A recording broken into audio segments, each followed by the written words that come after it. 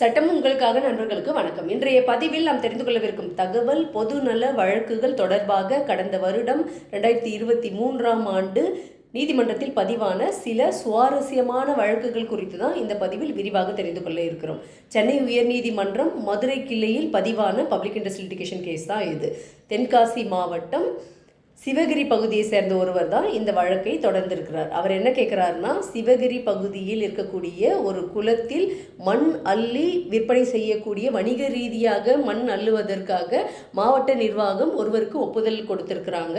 அதை ரத்து செய்ய வேண்டும் அப்படிங்கிறது தான் அந்த தனிநபர் வழக்கு தொடர்ந்த அவருடைய கோரிக்கை.